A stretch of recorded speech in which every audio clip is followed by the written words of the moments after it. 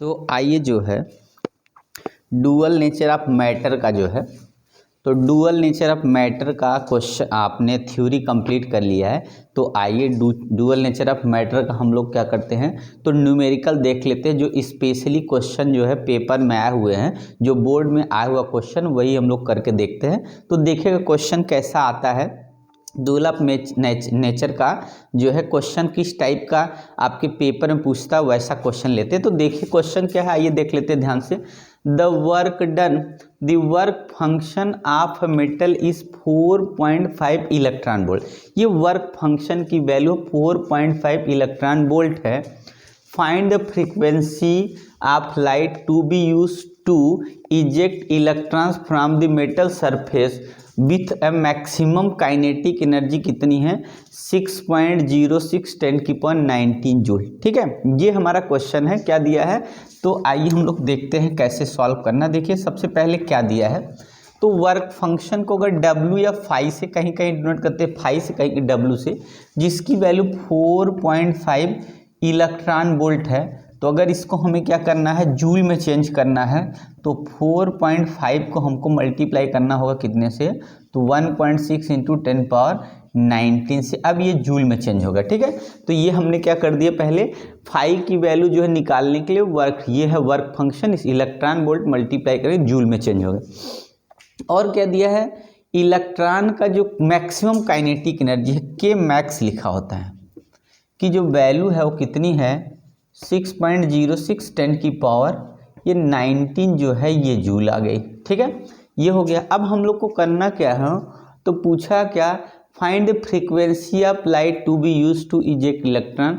क्या फ्रीक्वेंसी की लाइट पड़ेगी कि मेटल सरफेस से काइनेटिक एनर्जी का इलेक्ट्रॉन इजेक्ट हो सके।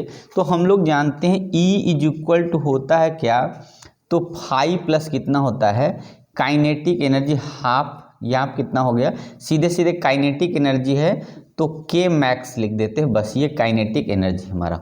ठीक है, मैक्सिमम काइनेटिक एनर्जी।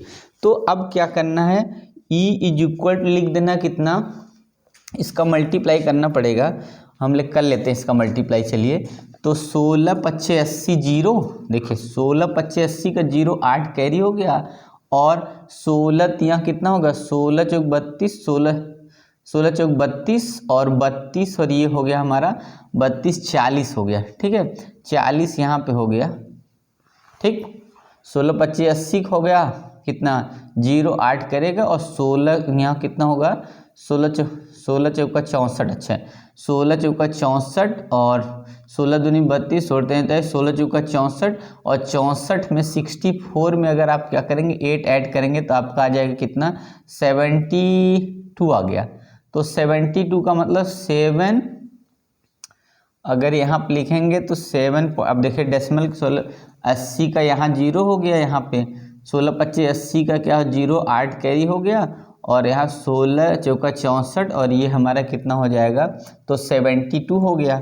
ठीक है, और डेसिमल लगा देंगे कितने पे 2 पे होगा इतना 10⁻19 आ गया। ठीक है, तो इतना हो गया। अब आइए हम लोग करते हैं 7.2 इंटू 10⁻ कितना 19 और प्लस कितना होगा 6.06 10⁻19 हो गया और दोनों को ऐड कर देंगे तो E की वैल्यू कितना आ गया देखिए।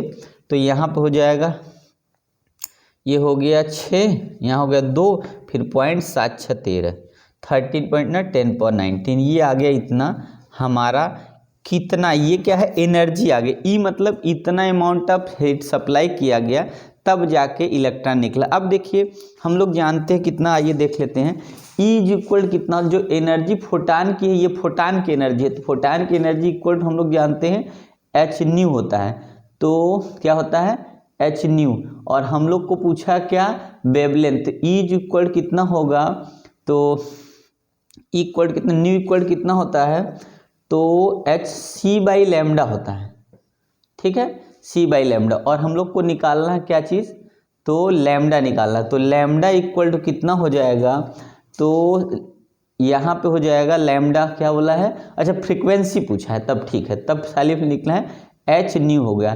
तो न्यू इज इक्वल कितना हो जाएगा तो E अपान कितना हो जाएगा तो H हो जाएगा। तो E की वैल्यू हो गई 13.2 6 इंटू 10 की पावर 19, ठीक है, ये आ गया। और अपान क्या होगा 6.63 इंटू 10 की पावर हो गया -34, ठीक है।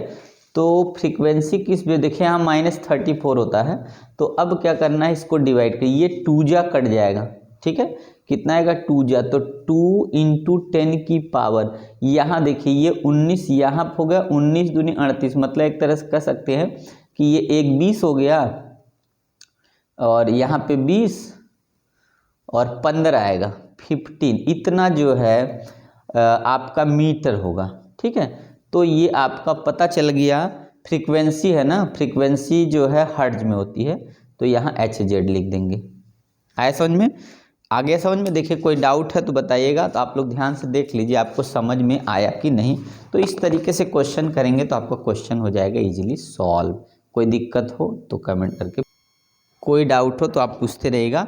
आपको समझ आ गया, कोई डाउट नहीं, देखे आपने क्या कर लिया, पर आपको सिर्फ क्या रखना है, तो आपको याद रखना है कि वर्क फंक्शन इलेक्ट्रॉन वोल्ट में, इसको चेंज कर लेंगे जूल में। काइनेटिक एनर्जी दिया ही है, तो हम लोग जानते हैं जो आइंस्टीन का equation E=5 plus kinetic energy होता है, और इसकी वैल्यू निकालिए, दोनों की वैल्यू रख के ऐड कर लिया तो आपका इतना आ गया।